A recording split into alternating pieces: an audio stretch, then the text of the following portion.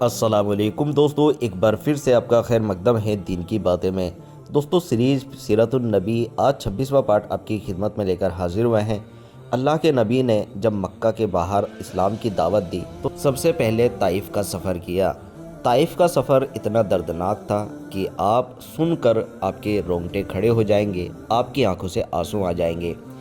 تو شوال سن 10 نبوی مئی کے آخر یا جون کے شروع میں سن 619 عیسوی میں نبی صلی اللہ علیہ وسلم طائف تشریف لے گئے۔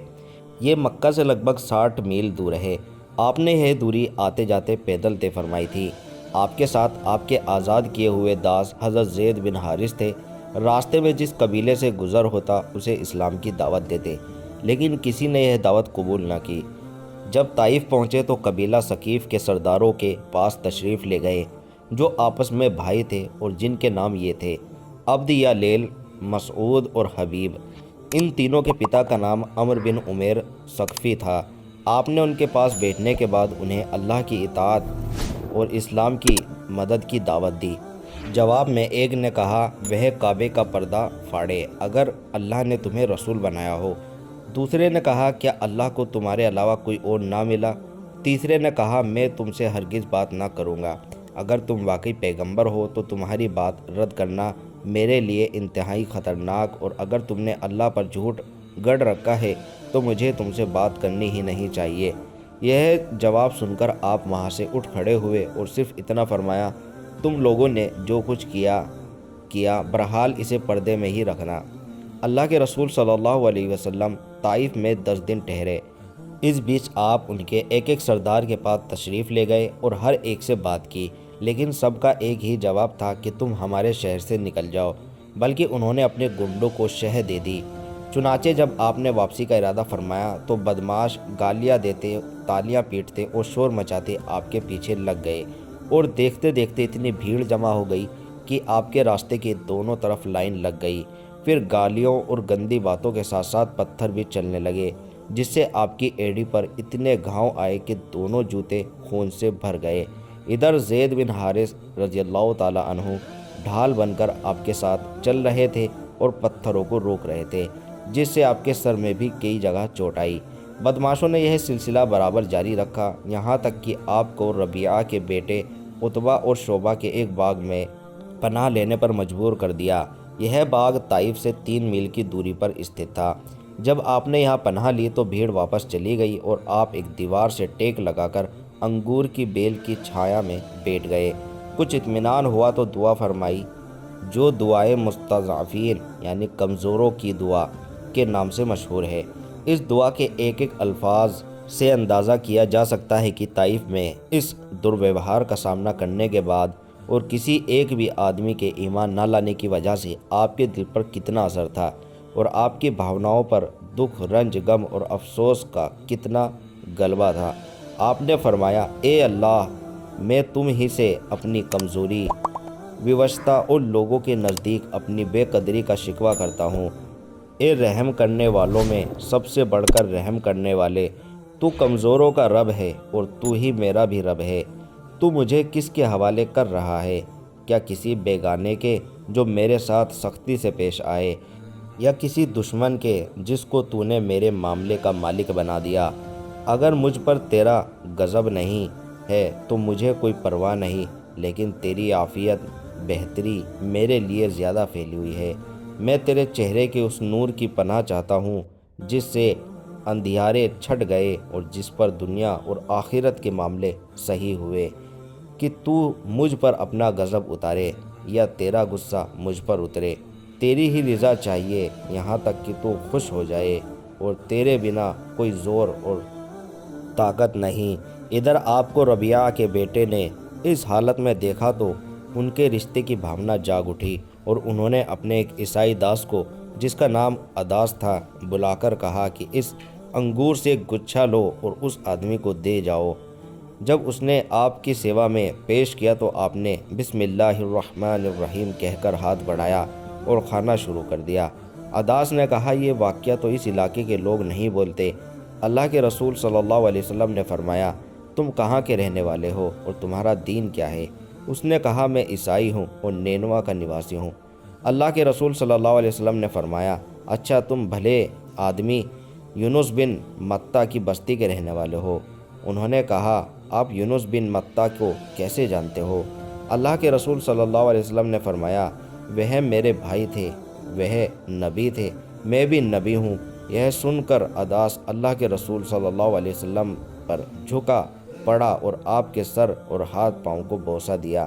یہ دیکھ کر ربیعہ کے بیٹوں نے آپس میں کہا، لو اب اس آدمی نے ہمارے داس کو بگاڑ دیا۔ اس کے بعد اب عداس واپس آ گیا تو دونوں نے اس سے کہا، عزی کیا معاملہ تھا؟ اس نے کہا، میرے مالک، اس دھرتی پر اس آدمی سے بہتر کوئی اور نہیں۔ اس نے مجھے ایک ایسی بات بتائی جسے نبی کے سوا کوئی نہیں جانتا۔ ان لوگوں نے کہا، دیکھو عداس، کہیں یہ آدمی تمہیں تمہارے دین سے نہ پھیر دے، کیونکہ تمہارا دین اس کے دین سے بہتر ہے۔ تھوڑی دیر ٹھہر کر اللہ کے رسول صلی اللہ علیہ وسلم باغ سے نکلے تو مکہ کے راستے پر چل پڑے۔ بہت دکھ اور شوق ہونے کے کارن طبیعت نڈھال اور دل ٹکڑے ٹکڑے تھا۔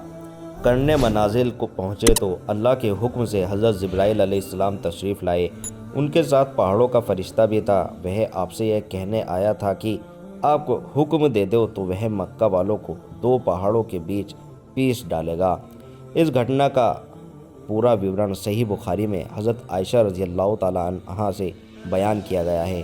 ان کا بیان ہے کہ انہوں نے ایک دن اللہ کے رسول صلی اللہ علیہ وسلم سے معلوم کیا کہ کیا آپ یعنی آپ صلی اللہ علیہ وسلم پر کوئی ایسا دن بھی آیا جو احد کے دن سے بھی سنگین رہا ہو؟ آپ نے فرمایا، ہاں، تمہاری قوم سے مجھے جن جن مصیبتوں کا سامنا کرنا پڑا ان میں سب سے سنگین مصیبت وہ تھی جس سے میں گھاٹی کے دن دوچار ہوا، جب میں نے اپنے آپ کو عبد یا لیل بن عبد کلال کے بیٹے پر پیش کیا، مگر اس نے میری بات منظور نہ کی۔ میں دکھ اور شوق سے نڈھال اپنے رخ پر چل پڑا اور کرنے سعالی پہنچ کر ہی کچھ ٹھیک ہوا۔ وہاں میں نے سر اٹھایا تو کیا دیکھتا ہوں کہ بادل کا ایک ٹکڑا مجھ پر سایہ کیے ہوئے ہے۔ میں نے دھیان سے دیکھا تو اس میں حضرت جبرائیل علیہ السلام تھے۔ انہوں نے مجھے پکار کر کہا، آپ کی قوم نے آپ سے جو بات کہی اللہ نے اسے سن لیا۔ اب اس نے آپ کے پاس پہاڑوں کا فرشتہ بھیجا ہے تاکہ آپ ان کے بارے میں جو اسے چاہے حکم دے دیں۔ اس کے بعد پہاڑوں کے فرشتے نے مجھے آواز دی اور سلام کرنے کے بعد کہا، اے محمد صلی اللہ علیہ وسلم، بات یہی ہے، اب آپ جو چاہیں، اگر چاہے کہ میں انہیں دو پہاڑوں کے بیچ کچل دوں تو ایسا ہی ہوگا۔ نبی صلی اللہ علیہ وسلم نے فرمایا، نہیں، بلکہ مجھے امید ہے اللہ ان کی پیٹھ سے ایسی نسل پیدا کرے گا جو صرف ایک اللہ کی عبادت کریں گے اور اس کے ساتھ کسی کو شریک نہ ٹھہرائیں گے۔ اللہ کے رسول صلی اللہ علیہ وسلم کے اس جواب میں آپ کی مہانتا اور اپر گہرائی رکھنے والے چرتر کے جلوے دیکھے جا سکتے ہیں۔ بہرحال اب 7 آسمانوں کے اوپر سے آنے والی اندیکھی مدد کی وجہ سے آپ کا دل سنتشٹ ہو گیا اور دکھ و پیڑا کے بادل چھٹ گئے۔ چنانچہ آپ مکہ کی راہ پر اور آگے بڑھے اور نخلہ گھاٹی میں جا ٹھہرے۔ یہاں 2 جگہ نواز کے انوکول ہے، ایک السیل الکبیر اور دوسری زیما، کیونکہ دونوں ہی جگہ پانی اور ہریالی موجود ہے، لیکن کسی طرح یہ پتہ نہیں چل سکا کہ آپ صلی اللہ علیہ وسلم نے ان میں سے کس جگہ نواز کیا تھا۔ نخلہ گھاٹی میں آپ کا نواز کچھ دن رہا۔ اس بیچ اللہ نے آپ کے پاس جنوں کی ایک جماعت بھیجی جس کا الیخ قرآن مجید میں 2 جگہ ہوا، ایک سورہ احقاف میں، دوسری سورہ جن میں۔ سورہ احقاف کی اس آیت جس کا مفہوم ہے، اور جب کہ ہم نے آپ کی اور جنوں کے ایک گروہ کو پھیرا کہ وہ قرآن سنے، تو جب وہ قرآن کی تلاوت کی جگہ پہنچے تو انہوں نے آپس میں کہا کہ چپ ہو جاؤ۔ پھر جب اس کی تلاوت پوری کی جا چکی تو وہ اپنی قوم کی طرف اللہ کے عذاب سے ڈرنے والے بن کر پلٹے۔ انہوں نے کہا، اے ہماری قوم، ہم نے ایک کتاب سنی ہے جو موسیٰ علیہ السلام کے بعد اتاری گئی ہے، اپنے سے پہلے کی بہتر پشٹی کرنے والی ہے، سچے اور سیدھے راستے کی اور رہنمائی کرتی ہے۔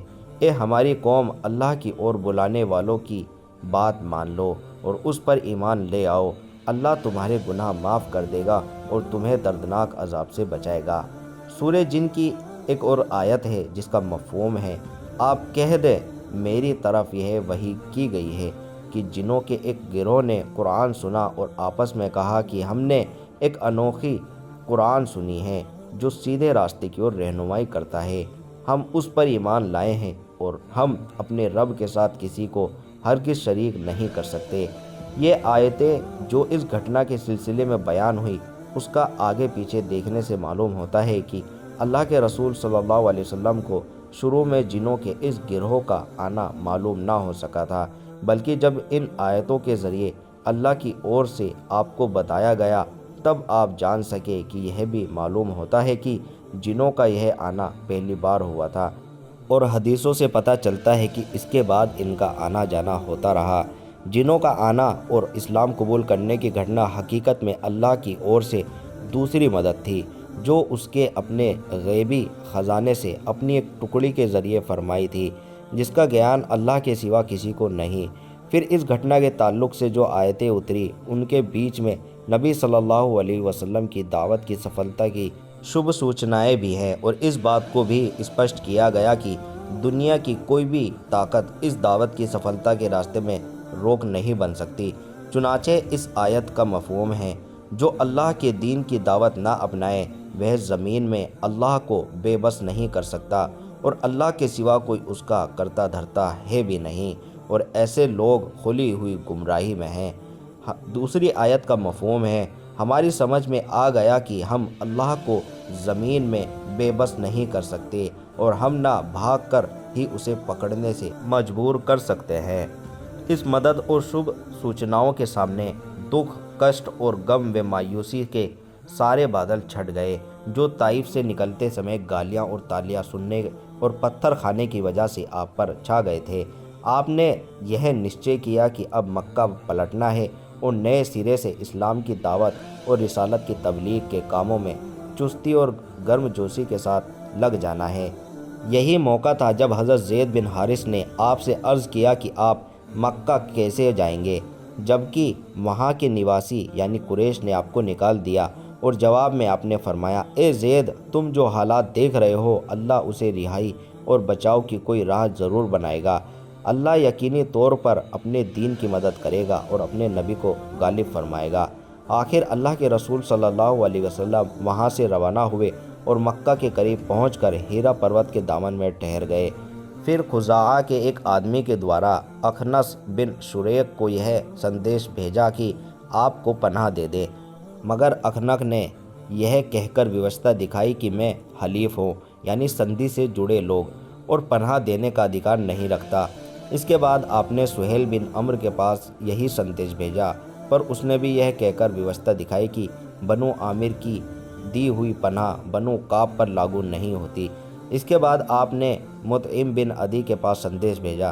مطعم نے کہا ہاں، اور پھر ہتھیار پہن کر اپنے بیٹوں اور قوم کے لوگوں کو بلایا اور کہا کہ تم لوگ ہتھیار باندھ کر خانہ کعبہ کے کناروں پر جمع ہو جاؤ، کیونکہ میں نے محمد صلی اللہ علیہ وسلم کو پناہ دے دی تھی۔ اس کے بعد مطعم نے اللہ کے رسول صلی اللہ علیہ وسلم کے پاس پیغام بھیجا کہ مکہ کے بھیتر آ جائیں۔ اب پیغام پانے کے بعد حضرت زید بن حارث رضی اللہ تعالیٰ عنہ کو ساتھ لے کر مکہ تشریف لائے اور مسجد حرم میں داخل ہو گئے۔ اس کے بعد مطعم بن عدی نے اپنی سواری پر کھڑے ہو کر اعلان کیا کہ قریش کے لوگوں، میں نے محمد صلی اللہ علیہ وسلم کو پناہ دے دی ہے، اب اسے کوئی نہ چھیڑے۔ ادھر اللہ کے رسول صلی اللہ علیہ وسلم سیدھے حجر اسود کے پاس پہنچے، اسے چوما، پھر 2 رکعت نماز پڑھی اور اپنے گھر کو پلٹ گئے۔ اس بیچ مطعم بن عدی ان کے لڑکوں نے ہتھیار بند ہو کر آپ کے چاروں اور گھیرا بنائے رکھا، یہاں تک کہ آپ اپنے مکان کے بھیتر تشریف لے گئے۔ کہا جاتا ہے کہ اس موقع پر ابو جہل نے مطعم سے پوچھا تھا کہ تم نے پناہ دی ہے یا پیروی کرنے والے مسلمان بن گئے ہو، اور مطعم نے جواب دیا تھا کہ پناہ دی ہے، اور اس جواب کو سن کر ابو جہل نے کہا تھا کہ جسے تم نے پناہ دی اسے ہم نے بھی پناہ دی۔ اللہ کے رسول صلی اللہ علیہ وسلم نے مطعم بن عدی کے اس ویوہار کو کبھی نہ بھلایا۔ چنانچہ بدر میں جب مکہ کے کافروں کی ایک بڑی تعداد قید ہو کر آئی اور کچھ قیدیوں کی رہائی کے لیے حضرت زبیر بن مطعم آپ صلی اللہ علیہ وسلم کی سیوا میں آئے تو آپ نے فرمایا، اگر مطعم بن عدی زندہ ہوتا پھر مجھ سے ان بدبودار لوگوں کے بارے میں باتیں کرتا تو میں اس کے لیے ان سب کو چھوڑ دیتا۔ تو دوستو، اس واقعے کو یہیں پر ختم کرتے ہیں۔ اس کے بعد ہم بات کریں گے قبیلوں اور ان کے ویکتیوں کو اسلام کی دعوت کس طرح اللہ کے نبی نے دی۔ تو اس پارٹ کو یہیں پر ختم کرتے ہیں، ملتے ہیں آپ سے اگلی ویڈیو میں۔ امید کرتا ہوں آپ کو یہ سیریز اچھی لگ رہی ہوگی، دوسرے لوگوں تک بھی ضرور پہنچائیں اور اپنے اللہ کے نبی صلی اللہ علیہ وسلم کی زندگی کے بارے میں تاکہ اور لوگ بھی جان سکیں۔ تو ملتے ہیں آپ سے اگلی ویڈیو میں۔ السلام علیکم ورحمۃ اللہ وبرکاتہ۔